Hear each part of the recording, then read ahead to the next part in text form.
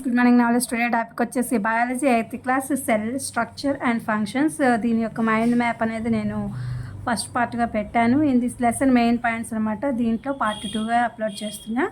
Let's start the topic. All living organisms are made of cells. Cells is the structure and function unit of all organisms. Cells were first observed by Robert Hooke in 1665. Cells exhibit a variety of shapes and size. Number of cells also varies from organisms to organisms.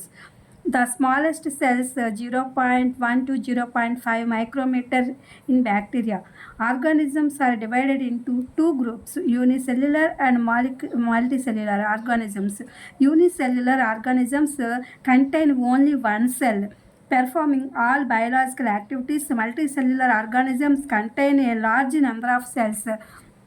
The cells has three main parts: the cell's membrane, cytoplasm, and the nucleus. Plant cells differ from those of animal cells in having an additional layer around the cell membrane termed cell wall.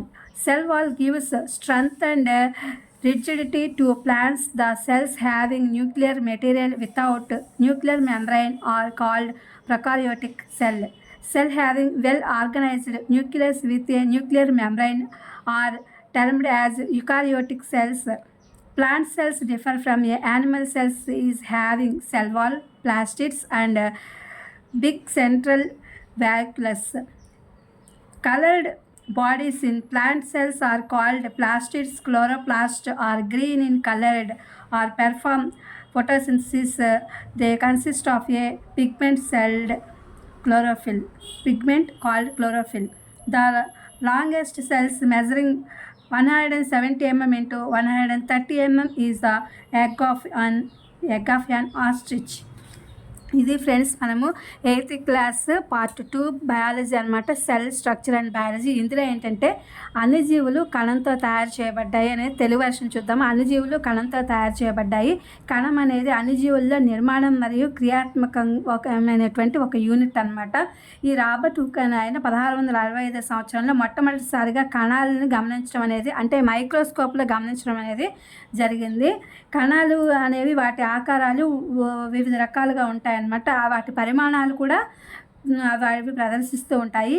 జీవుల నుండి జీవుల వరకు కూడా కణాల సంఖ్య అనేది ఒక్కొక్క దాంట్లో ఒక్కొక్క రకమైన వేరియేషన్ అనేది ఉంటూ ఉంటుంది. నెంబర్ అనేది ఆ యొక్క ఒక్క కణం నుంచి ఇంకొక కణానికి ఆ యొక్క కణాల సంఖ్య అనేది. అలాగే అతి చిన్న కణం వచ్చేసి బ్యాక్టీరియా అనమాట. 0.1 నుంచి 0.5 మైక్రోమీటర్ వరకు ఇది ఉంటుంది. అలాగే మనము చూస్తాం కదా, జీవులు అనేవి 2 సమూహాలుగా విభజించబడతాయి. అవి ఏకకణ జీవులు, బహుకణ జీవులు. అంటే యూనిసెల్యులర్ అంటే ఒకటే ఒక కణంతో జీవించి ఉండి అది అన్ని రకాలైనటువంటి యాక్టివిటీస్ బయలాజికల్గా నిర్వహిస్తూ ఉంటుంది.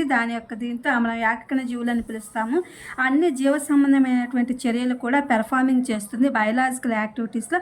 మల్టీ సెల్యులర్ అంటే అనేక కణాలను కలిగి ఉంటుంది అనమాట. ఇది లార్జ్ నెంబర్ ఆఫ్ సెల్స్ని, అంటే ఎక్కువ మొత్తంలో కణాల సంఖ్యని కలిగి ఉంటుంది.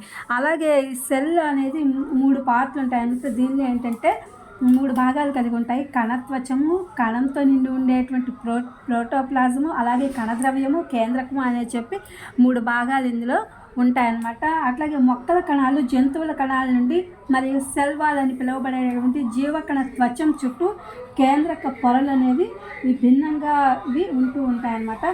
సెల్ గోడలు అంటే సరిహద్దులో ఉండేటువంటి ఆ గోడలు బలంగా మరియు దృఢంగా అనేవి దృఢత్వాన్ని ఇస్తూ ఉంటుంది. అలాగే కణం పొర లేదా కణం చుట్టూ ఉన్న పదార్థాన్ని కలిగి ఉన్న అణ కణాలను కూడా మనము ప్రకారియోటిక్ సెల్స్ అని చెప్పి మనం అనవచ్చు. అలాగే కణాలు పొరలతో ఉన్న కణాలను యూకారియోటస్ అని చెప్పి అంటూ ఉంటారు.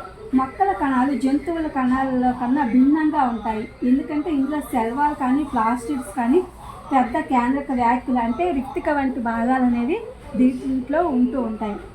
ఇంకా మొక్కల కణాలకు వచ్చేసరికి క్లోరోప్లాస్ట్లు అవి ఆకుపచ్చ రంగును కలిగిస్తాయి అన్నమాట. ఈ క్లోరోప్లాస్ట్లు అనేవి ఆకుపచ్చ రంగును కలిగిస్తాయి.